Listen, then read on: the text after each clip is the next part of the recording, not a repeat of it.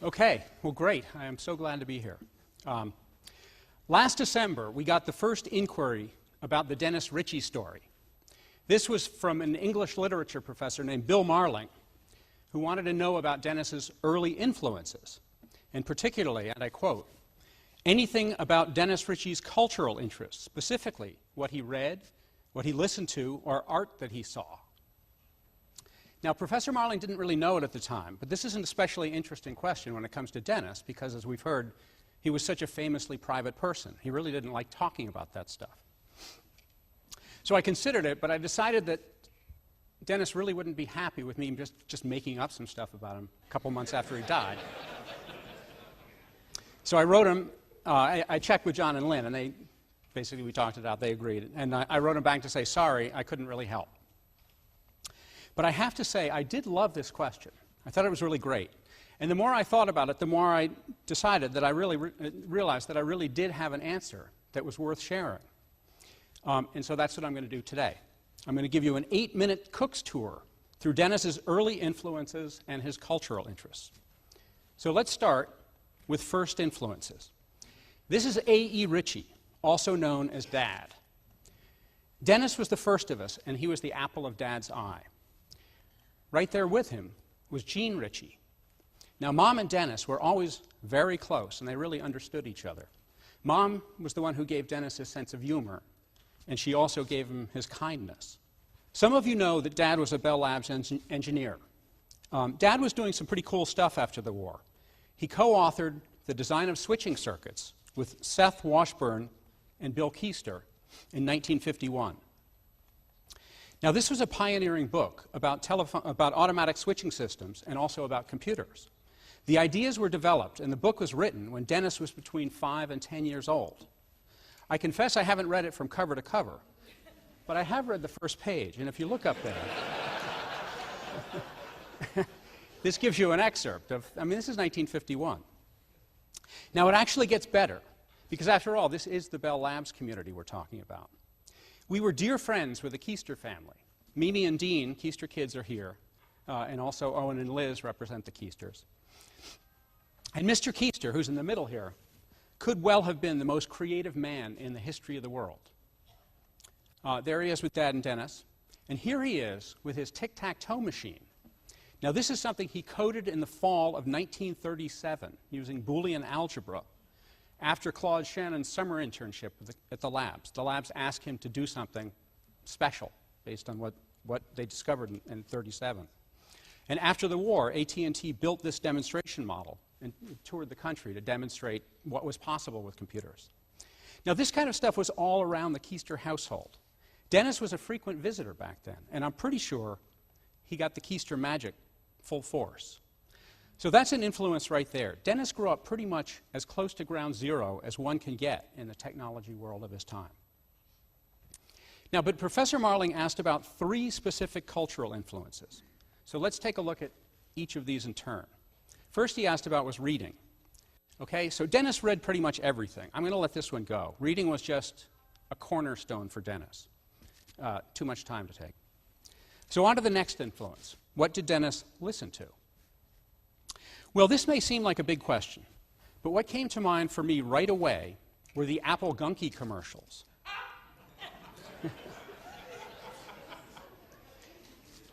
These were mock commercials, really funny, for a fake breakfast cereal, which were broadcast in the mid-1960s on MIT student radio, WTBS.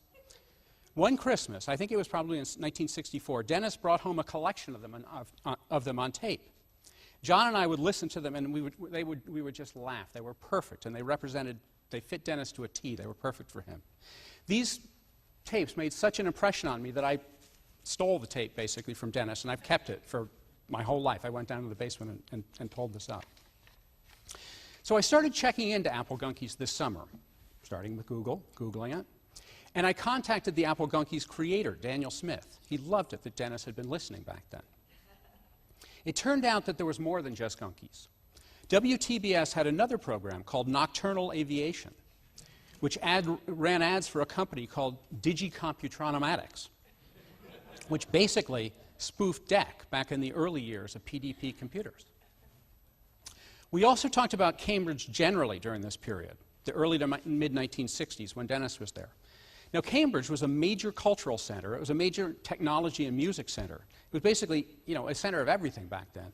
It was a community just brimming with energy and promise for the future. I always kind of knew this, but I hadn't ever really connected the dots. So once again, we placed Dennis in the midst of a major technology and cultural center during a formative period of his life when a lot of things were going on. This was during his university and grad school years. And there he was listening, absorbing all of this in his Dennis kind of way. We know this first because it just must have been true. And more than that, we've got the tape to prove it. Now, the last influence Professor Marling asked about was what art did Dennis view? Now, okay, this is a big topic, right? How do we know that? So let's reverse the question. Let's instead ask, what art did Dennis make? And so I'm going to take you through this. Now, first of all, until 1965, we don't think he made any art. To our knowledge, I'm going to be showing you all the art he ever made right here. And I'm going to go through this fast, but through the magic of the internet, you're going to be able to go online and read this, and it's definitely worth going back to. So I've got to start with a quick background. Christmas 1964 was a hilarious year at the Ritchie household. All kinds of things were going on. As I said, I think this was the Gunkies' year. And there was also music, which was, as we saw, John's passion. This performance here actually was inspired by a keister party. Dennis had lost a tooth trying to eat one of Mimi's brownies that she had cut. And what better than to take the opportunity to rustle up a jug band? Now, that same Christmas, Lynn, John, and I somehow came up with a story, that's a story in itself, that our family held a secret identity as the Legion of Super Diseases. It was really nice. The idea was great, and there were so many possibilities to keep it going. So John organized a family drawing contest to decide what our cartoon characters would look like. And he and I really were the only likely contestants, but we were going to go for it. This was just such a great thing. And then right at the deadline of the contest, and out of the blue, Dennis submitted this.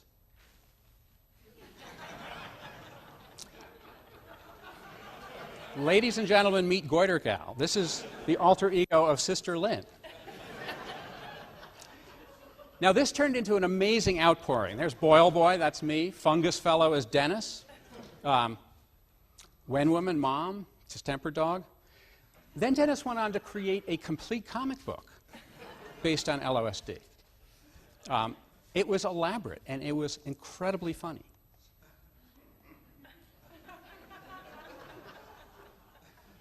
It ends with his saying that the next installment was coming in 2065. So that was his comic book. And then he and I started a publishing collaboration where I was 10 at the time. He would sit with me, and I would basically talk to him. I would dictate novels to him, and he would sit there and keyboard them, and then illustrate the covers. And it was just amazing. So I'm just going to take you through some of the art. This is a Carbuncle Kid. That's John. Perhaps my favorite. Fungus Fellow. Wen Woman. These are just spectacular. I mean, this is just, look at that. Licebeard Boy. Polished Person, that's Dad. We go on. It's just the details of the inspiration. There was a lot of things. We had a Glory to LOSD song. I think, John, you probably were pretty instrumental on this. Me, we had the author's credit. Dennis's humor. He makes his home in the lower alimentary canal.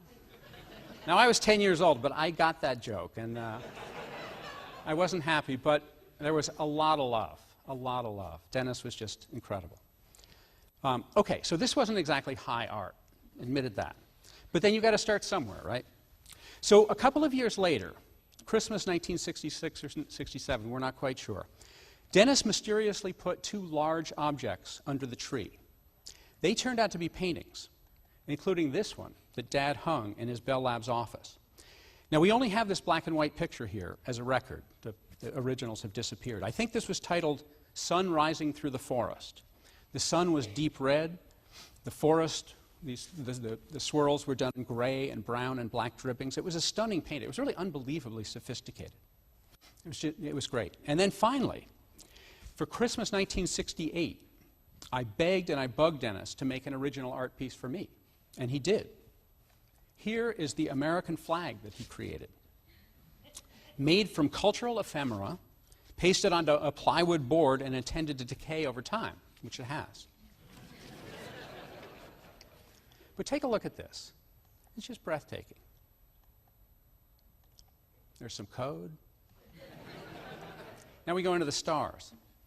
Marilyn Monroe, we've got John Kennedy, Lyndon Johnson, Spiro Agnew, John Lennon, Yoko Ono, George Washington. I could give a 10-minute talk on this star alone.